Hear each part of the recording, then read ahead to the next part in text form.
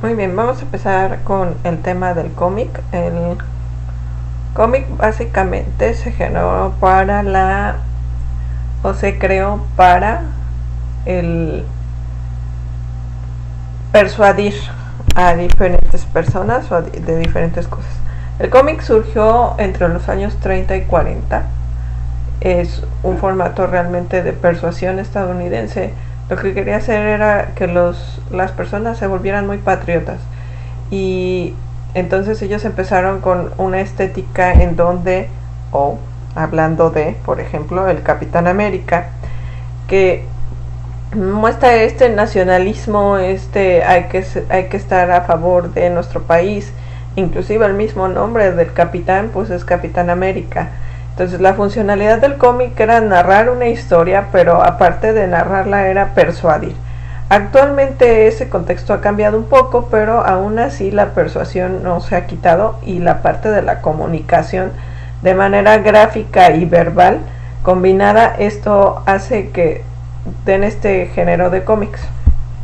Ahora, la narrativa de un cómic, o el encanto del cómic, es que todo el tiempo, o principalmente, se está narrando en presente.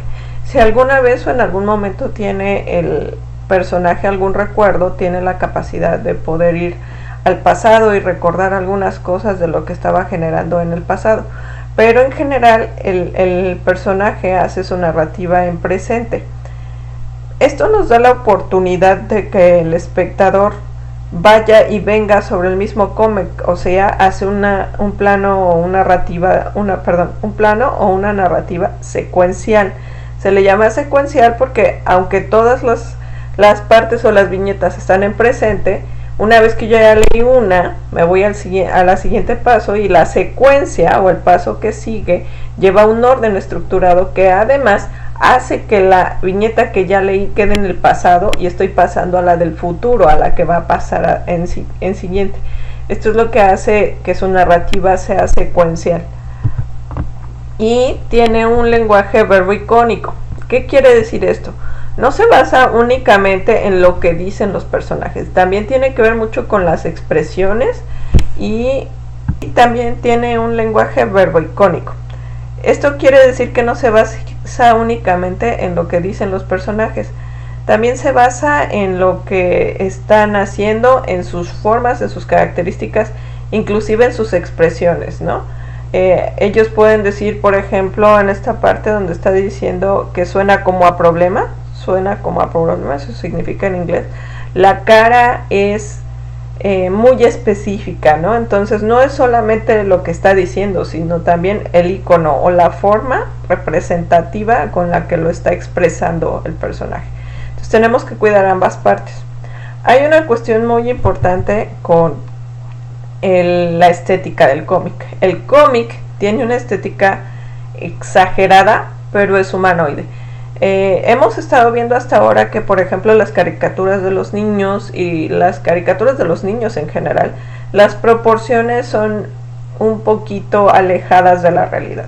O sea, son cabezones, tienen formas muy angulosas, inclusive todavía algunas de los adultos, como el Duende Verde, llegan a tener esta parte de las formas angulosas, pero cambia a que la forma sea más humana. De hecho es casi humana, pero con proporciones exageradas. ¿Qué quiere decir esto? Bueno, por ejemplo, nosotros en esta parte la estética la estamos viendo de un Spider-Man donde tiene proporciones más o menos humanas, pero está exagerada la parte de sus músculos.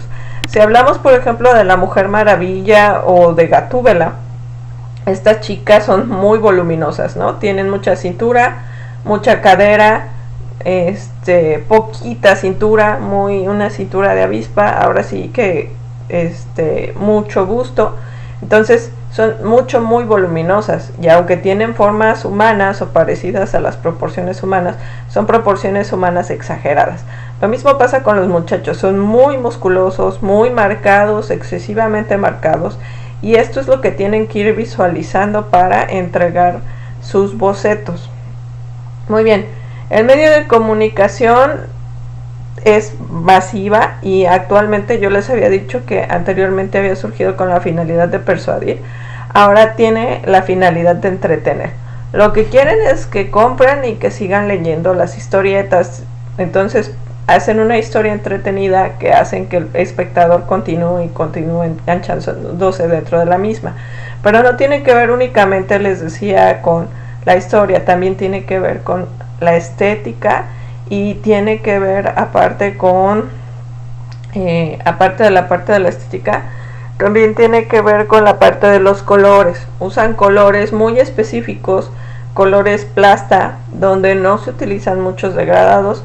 Ellos en general lo que hacen, sí usan unos cuantos, pero en general lo que hacen es que trazan cada una de sus sombras. Si ustedes se dan cuenta en la parte de aquí, estas sombras, si yo trazara el brazo del octopus, entonces tendría que trazar, si se acuerdan de las clases anteriores, tendría que trazar primero la parte del fondo y después tendría que trazar todo encima esta parte que son las sombras del saco.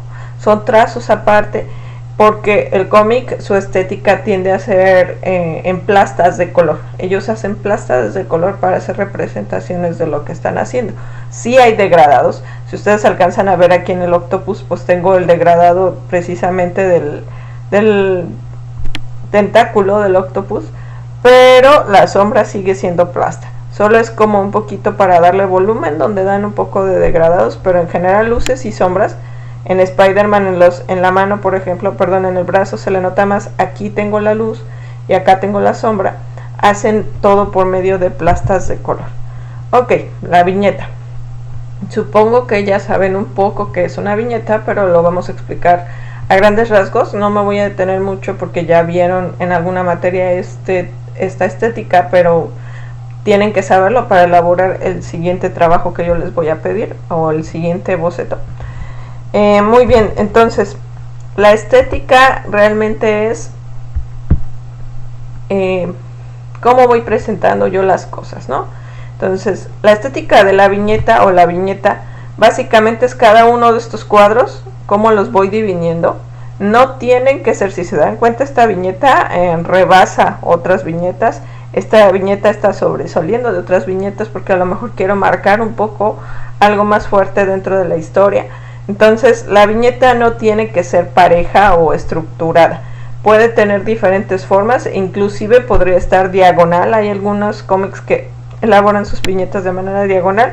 Solo es para esta división dentro de la secuencia de tiempo, de lo que les hablaba, de la narrativa secuencial, el tener una secuencia en viñetas. Es ideal que se hagan de 2 a 3 viñetas por página generalmente. Muy bien, los bocadillos. Los bocadillos son este tipo de círculos y lo que generalmente representan es lo que está diciendo el personaje o lo que está pensando el personaje. Describe alguna idea que tiene el personaje en ese momento y lo representamos por medio de bocadillos. No es el único tipo de bocadillos. También tengo algunos bocadillos, por ejemplo, con forma de nube, o tengo estos. Inclusive los que vienen acompañados, por ejemplo, de las onomatopeyas, los que son en forma de picos y que adentro hay una palabra, ese es un bocadillo. Entonces ya la onomatopeya es algo un poco más complejo que ahorita explicaremos. Muy bien, la cartelera y el cartucho. La cartelera es esta parte donde está el narrador poniendo su historia o narrando la escena tal cual. Y cuando yo tengo un cartucho es porque tengo 2 carteleras. Entonces estas partes son las que se forman dentro del cómic para hacer cartelera y cartucho. Y por último contamos con la onomatopeya. Les decía, por ejemplo, este estrellado de afuera es un bocadillo, pero ya unido con el BAM, o sea, el sonido, principalmente el sonido es lo que hace el sonido es lo que hace a la onomatopeya.